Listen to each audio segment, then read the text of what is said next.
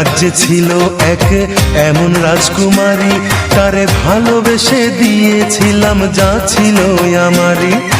আমার বুকে মাথা রেখে বলতো মনের কথা, ভাগ করিয়া নিতাম দুজন দুঃখ কষ্ট ব্যথা। আমি শুধু ছিলাম যে তার প্রেমেরই পূজারি, তার ভালোবাসা করলো আমায় পথেরই ভিখারি। তার কত ভালোবাসি জানে না রে জগৎবাসী, জানে অন্তর্যামী। যখন তোমার কেউ ছিল না তখন ছিলাম আমি, এখন তোমার সব হয়েছে পর হয়েছি আমি।